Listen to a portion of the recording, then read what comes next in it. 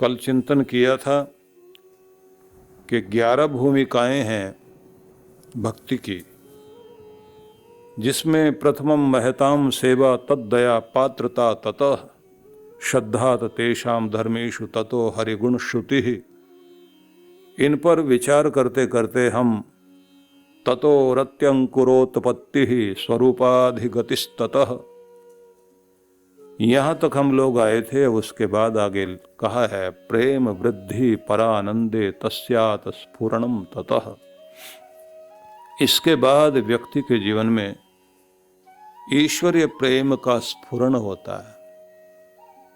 इन सीढ़ियों को चढ़ने के बाद परमात्मा के प्रेम से व्यक्ति स्फुरित होता है। उसके अंदर हर समय प्रेम का झरना बहता रहता है। ऐसा व्यक्ति जहां भी बैठेगा, काम करेगा, सबके लिए मंगल कामना करता है।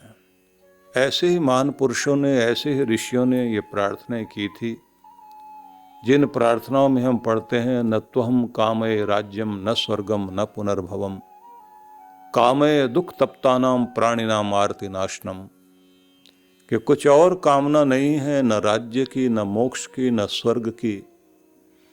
बस एक ही कामना है प्रभु कि इस संसार में कोई भी किसी भी प्रकार से दुखी है, संतप्त है, उस सब के दुख को हम दूर कर सकें और उनके चेहरों पर हम मुस्कुराहट ला सकें। प्रभु ये हमारी कामना पूर्ण करना। उन्हीं ऋषियों ने ये प्रार्थनाएं की, सर्वे भवन्तु सुखिनः सर्वे सन्तु निरामया, सभी सुखी हों, सभी निरोग हों, सब एक दूसरे का भला देखें। माँ कश्चित दुख भाग भवेत, दुनिया में कहीं भी किसी को भी किसी भी तरह से कोई भी दुख न पहुंचे, सब सुखी हो जाएं। ऐसी मंगल कामना वही व्यक्ति कर सकता है जिस व्यक्ति के हृदय में परमात्मा का प्रेम उतरता है। ऐसे लोगों के अंदर ये करुणा होती है कि जब वो किसी की भी पीड़ा देखते हैं तो उनको वो पीड़ा अपनी महसूस होती है। इसलिए गुरुजन इस चीज से प्रसन्न होते थे कि तुम्हारी दृष्टि प्राणी मात्र के दुख दूर करने के लिए जानी चाहिए। तुम्हारी बुद्धि, तुम्हारा मन इस संसार का भला करने के लिए तत्पर हो। यहाँ तक कि परोपकार को भी इसी रूप में माना गया है कि किसी के भी जीवन को जीने के लिए आप सहयोगी बने, यही तो परोपकार है। आपके कारण किसी की भी जिंदगी मुश्किल में ना पड़े, वही अपकार है जो किसी की जिंदगी मुश्किल में पड़ जाए। और जब हम स्वयं की और दूसरों की जिंदगी को जीवन जीने में आसानी उत्पन्न करते हैं तो उसी को कहा गया है कि यही है उपकार, इसी को परोपकार कहा गया। इसलिए वह ऐसे व्यक्ति जो ऐसे भक्त होते हैं, उन्हीं के लिए लिखा दृष्टिपूतम नयस्त पादम वस्त्रपूतम जलम पिबेत, कि देख देख करके चलना, इस तरह से कि तुम्हारी दृष्टि इस बात पर जाए कि मेरे द्वारा किसी का भी अनर्थ ना हो। वस्त्रपूतम जलम पिबेत, कि जल भी पीना है तो छान कर स्वच्छ करके जल पीना है। इन्हीं महान पुरुषों ने तो यहाँ तक भी सोचा कि हमारे श्वास से भी किसी को हानि न पहुंच जाए। इसलिए जैन परंपरा में तो बहुत ही अद्भुत है कि नाक के ऊपर भी वो वस्त्र लगा कर रखते हैं कि कोई भी कीटाणु न मर जाए।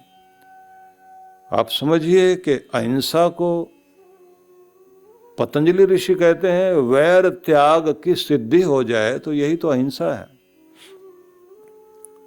मतलब प्रत्येक के प्रति प्रेम की स्थिति जागृत हो जाए।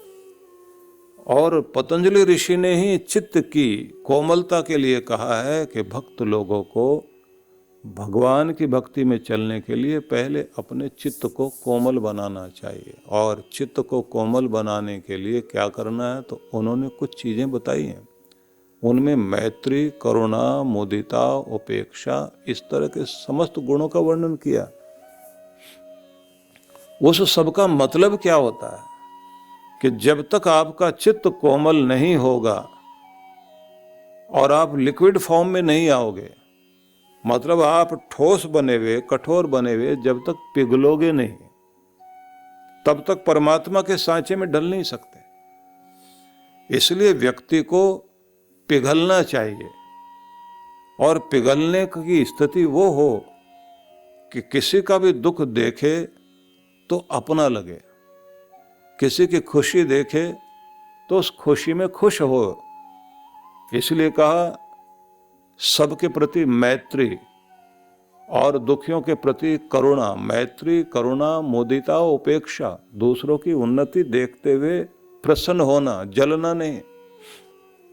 आप समझते हैं कि जानवरों में ईर्ष्या का भाव सबसे अधिक कहीं है तो कुत्तों में है।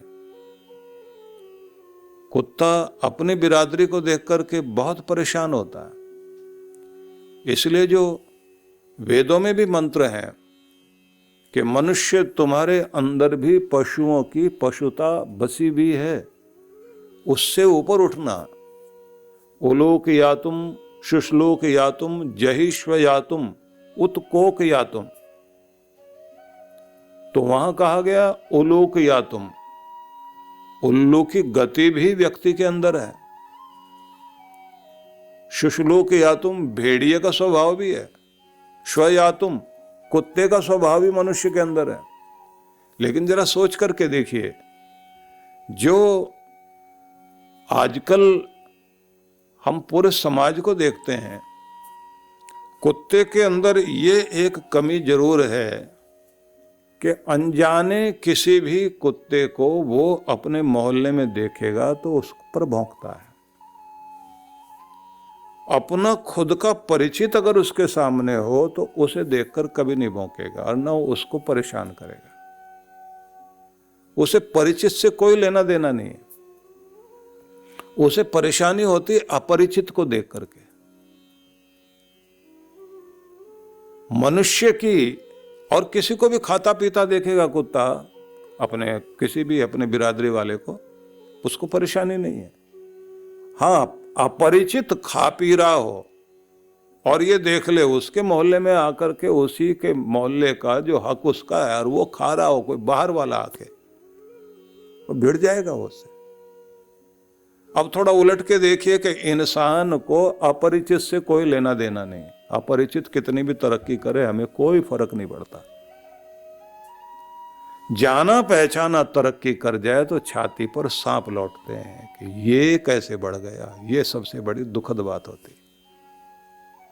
अपने गांव का व्यक्ति, अपनी बिरादरी का व्यक्ति, अपना संबंधी, अपने साथ पढ़ा हुआ व्यक्ति, जो भी आपके नजदीक वाला होगा, और एक ही तरह के काम करने वाले लोग, नाई नाई को देख करके, धोबी धोबी को देख करके, पंडित पंडित को देख करके, यहां तक के साधु साधु को देख करके होता है कुछ अंदर।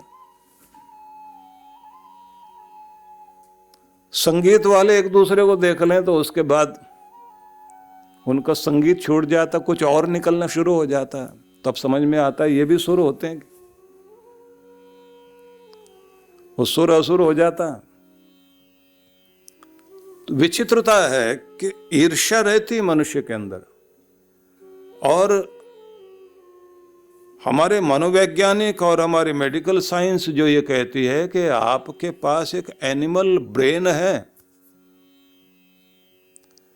उस एनिमल ब्रेन का जैसे ही उसकी रेंज में आप आ जाते हैं, वो स्वरूप जब जागृत हो जाता है, तब आपके अंदर का जानवरपना जिस तरह से प्रकट होता है, कल्पना भी नहीं कर सकता आदमी कि ये आदमी ऐसा बोल सकता है, ये ऐसा कर सकता है। और लोग बोलते हैं तुमने मेरी अभी असली रूप नहीं देखा, कभी मैंने दिखा दिया ना तो पता लग जाएगा। अब वो असली रूप उसका क्या है, वो जो कहता है मेरा असली रूप नहीं देखा, अब वो वही बताता है कि वो जो मेरे अंदर एनिमल ब्रेन है, मतलब, और बोलते भी हैं लोग मेरे अंदर का जानवर मत जगा देना, बाकी तो सब ठीक है। आदमी उस समय डरता भी है कि हो सकता है इसके अंदर कोई जानवर हो या यही बन जाए। तो प्रत्येक व्यक्ति के अंदर है। और इसको भारत के ऋषि ये नहीं कहते कि आप अपने जानवर को सुलाओ, वो कहते हैं इसको निकालो बाहर। इसलिए तो दधीची का वर्णन आता है कि जिसने अपनी पूरी जिंदगी ही नहीं, अपना सब कुछ देवों को, देवताओं को जिताने के लिए अर्पित कर दिया, देह दान कर दी। अभी भी कुछ लोग आते हैं जो कहते हैं कि मरणोपरांत हम अपनी देह का दान करना चाहते हैं। कम से कम मेडिकल साइंस में काम करने वाले, डॉक्टरी पढ़ने वाले बच्चे हमारे शरीर पर परीक्षण करके और वे लोग उस स्थिति में पहुंच सकें कि ज़्यादा अच्छा जान सकें, दुनिया का भला हो। और हमारे शरीर के अंग अगर किसी के शरीर में जाकर के उसे जीवन दें तो कितनी अच्छी बात है। हमारी आंखों से कोई संसार को देखे, हमारा हृदय किसी के शरीर में धड़के, हमारा लीवर किसी के लिए काम आ जाए, शरीर के अन्य अंग काम आ जाए। अब कुछ वे भी हैं जो ये समझा देते हैं कि शरीर के अंदर अगर कोई भी अंग कम रह गया और उस स्थिति में अंतिम संस्कार हुआ, अगले जन्म में फिर वो अंग शरीर में नहीं मिलेगा। ऐसी मूर्खता की बातें समझाते हैं लोग।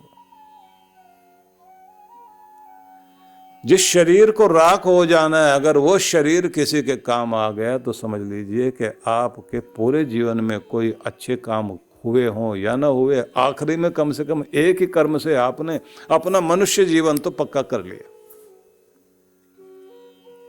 एक ही कर्म से आप निहाल हो गए, माला माल हो गए, आपका परलोक सुधर गया। इसलिए कहा गया है कि जब तक आपका चित्त कोमल नहीं होगा परमात्मा स्वीकार नहीं करेंगे। इसलिए मैंने आपको 12वें अध्याय में जहां भगवान ने 8 अमृत सूत्र कहे उनके संबंध में चर्चा की थी। लेकिन उस तरफ जाने से पहले हमें, क्योंकि प्रसंग चल रहा है, भगवान श्री कृष्ण ने अद्वेष्टा सर्वभूतानां मैत्रः करुण एव च, यहां से शुरुआत की। और पतंजलि ऋषि भी चित्त की कोमलता के लिए इसे आवश्यक मानते हैं। मैत्री, करुणा, मुदिता, उपेक्षा। जिनकी उन्नति देखो, अपने लोग, परिचित लोग, आपके साथ रहे हुए लोग, उन्हें देख करके आप सभ्यता पूर्वक तो बधाई जरूर देते हो, हार्दिक बधाई बोलते हो, लेकिन अंदर से हार्दिक बधाई महसूस भी तो होनी चाहिए। दूसरे का मकान देखते देखते बधाई देते हुए एक एक कमरे में घूमते घूमते हो, हाँ बधाई हो साहब, बहुत अच्छा बनाया, हार्दिक बधाई, हार्दिक बधाई 3-3 बार बोलते हैं। और पता लग रहा होता है हार्दिक जलन, हार्दिक जलन, हार्दिक जलन, पूरी हार्दिक जलन। दिल से इतने जले भुने नजर आते हैं लोग, उनको लगता है कि ये मकान जो बनाया है शायद हमारा ही कुछ छीन के बनाया। किसी की गाड़ी आई है तो लगता है ऐसा है कि हमारी लूट कर इसने अपनी गाड़ी बनाई होगी। ये जो ईर्ष्या की भावना है परमात्मा की तरफ जाने ही नहीं देती। इसलिए कृष्ण भगवान ने तो सर्वप्रथम का अद्वेष्टा सर्वभूतानां, प्राणी मात्र के प्रति प्रेम की भावना हो, बैर की भावना नहीं हो। मैत्र करुण एव च, और मित्र भाव से आप संसार को देख सकें, और जो लोग करुणा के पात्र हैं वहां दया कर सकें। उसके बाद अगला शब्द जो कहा, निर्ममो निरहंकार, मेरा और मैं का जो भाव है उससे भी ऊपर उठ जाएं, अनासक्त हो जाएं और अहंकार रहित, सुख दुख में सम और क्षमावान। उसके बाद का सदा संतुष्ट, निरंतर की संतुष्टि, तृप्ति, और तृप्ति में आ जाता है धन्यवादी होकर के जीना, शिकायती बन करके नहीं जीना। जो व्यक्ति धन्यवादी है वो हर पल भगवान का धन्यवाद, उसका शुक्र मनाता है हर उस बात के लिए जो भगवान ने दी है उसको। इसलिए नियम है कि आप जब अपने घर से अपने ऑफिस में जाएं, अपनी कुर्सी पर बैठने से पहले उस मालिक का ध्यान करके एक बार धन्यवाद देना, जिसकी दया से रोजी रोटी कमाने के लिए आपको वो कुर्सी मिली, वो स्थान मिला। और एक अच्छी मीठी नजर से अपने सारे केबिन को या अपने ऑफिस को ध्यान से देखना, और उसके बाद अपने टेबल को ठीक करके हो सके तो एक फूल वहां सजाकर और प्रेम पूर्वक अपने स्थान पर बैठिए कि ये स्थान मुझे यश दे, समृद्धि दे, मेरे घर में खुशहाली लाए, और जितना मैं लेता हूं उससे 10 गुना वापस कर सकूं, क्योंकि प्रभु तेरी आदत है 1 गुना लेकर 100 गुना वापस करने की। तो मैं भी इतना तो नहीं, कम से कम 10 गुना तो, इसलिए अपने यहां दशांश देने की परंपरा है। कमाई का 10वां हिस्सा धर्म के लिए अर्पित करने का नियम है। 1 लो तो 10 वापस करो। भगवान का नियम 100 गुना, 1 बीज बोइए और 100 पाइए। आप देखते हैं कि छोटी सी बेल उगती है, कितने सारे उसमें 1 मूंग का दाना बोइए और उसके साथ में आप देखते हैं कि बेल उगी और उस पर कितने सारे फलियां लग गई। उन फलियों के अंदर के दाने निकाल कर देखिए, 100 से भी कहीं अधिक होंगे। 1 मक्का का दाना आपने बोया और उसके बोते ही उस का पौधा बना, उसमें 2 डंठल बने और 2 डंठल में 2 भुट्टे लगे, और उनके दाने गिन के देखिए आप 1 तिल बो करके देखिए, तिल का पौधा उगेगा और उसके बाद उसकी जो फलियां आएंगी, उन फलियों के अंदर जो बीज आएंगे वो 100 से कहीं अधिक ही होंगे। वो 1 लेकर के, क्योंकि पृथ्वी को देवता कहा और पृथ्वी अकेले ही देवता है, उस बीज को उगाने के लिए सारे देव इकट्ठे हो जाते हैं। सूरज भी अपना काम करेगा, चांद भी अपना काम करेगा, वायुदेव भी अपना काम करेगा, वरुण देव भी अपना काम करेगा, इंद्र देव भी अपना काम करेगा। 1 बीज क्या लिया, सारे देवताओं ने कार्य करना शुरू कर दिया और फिर आपके हाथ में फसल आती है। और उन देवताओं के पीछे जो शक्ति है वो भगवान की है। भगवान उन सब देवताओं को कह रहे हैं कि बस एक प्रोसेस है, एक व्यवस्था है संसार की, कि एक कोई कहीं भी कुछ अच्छा देता है तो सब मिलकर उसे बढ़ा दो, और एक कोई कहीं भी खड़ा होकर कुछ भी बुरा करेगा तो सब जितनी भी शैतानी शक्तियां हैं, मतलब वही देवता नेगेटिविटी को उत्पन्न कर देते हैं कि ये इस लायक नहीं है, गलत आदमी है, तो चारों तरफ से क्रोध वाले व्यक्ति को क्रोध का वातावरण चारों तरफ से मिलेगा, ईर्ष्या वाले को ईर्ष्या का मिलेगा, प्रेम वाले को प्रेम वाला मिलेगा। लोभी व्यक्ति की लार टपकती रहेगी, उसको लार टपकाने वाली चीजें चारों तरफ दिखाई देती रहेंगी, यहां भी, यहां भी, यहां भी, यहां से भी फायदा हो सकता है, यहां से भी। वो लार टपकाते टपकाते ही जो है ना पूरी जिंदगी बीतेगी उसकी। इसलिए निवेदन करना चाहता हूं कि भगवान श्री कृष्ण ने कहा, सतत संतुष्ट होकर धन्यवादी बन करके जो रहे, शिकायती न बने। संतुष्ट सततम योगी यत्तात्मा दृढ़ निश्चय, निरंतर भगवान से जुड़ा रहे, हर दिन कनेक्ट हो। भोजन ग्रहण करते हैं तो 1 मिनट आंखें बंद करके मन ही मन भगवान को धन्यवाद दो, जिसके कारण ये अन्न आपके हाथ में आया, और अन्न को देखते ही कहो अन्नो वही ब्रह्म, अन्न ब्रह्म है, भगवान का ही रूप है, शक्ति का रूप है। ये मुख में जाते ही ऊर्जा में परिणत होना शुरू हो जाता है, आपके शरीर में ऊर्जा देने का काम शुरू कर देता है। एक मिश्री का छोटा सा टुकड़ा भी तोड़ करके आप मुंह में रखते हैं, चबा करके रस लेते हैं, तो थोड़ी देर के बाद ही शरीर का, पूरी बॉडी का प्रोसेस अपना काम करना शुरू कर देता है। परिणाम क्या होता है कि पूरे शरीर के अंदर एनर्जी बननी शुरू हो जाएगी, और सबको भाग बांट दिया जाता है। जो मस्तिष्क को दिया जाना है वो मस्तिष्क को मिलेगा, जो हार्ट के लिए, जो लीवर के लिए, जो किडनी के लिए, अलग अलग शरीर के अवयवों के लिए जो चीजें मिलनी है, जैसे मिलनी है वैसे दी जाएंगी, बंटवारा हो जाता है उसी के अनुसार। एक श्वास भी आप लेते हैं तो उसका 30% तो मस्तिष्क रख लेता है अपने पास। ये ऑक्सीजन मुझे भी चाहिए। हार्ट अपने ढंग से स्वच्छ करके पंपिंग कर रहा है, फेफड़े अपना काम कर रहे हैं, पूरे शरीर में चीजें जा रही हैं।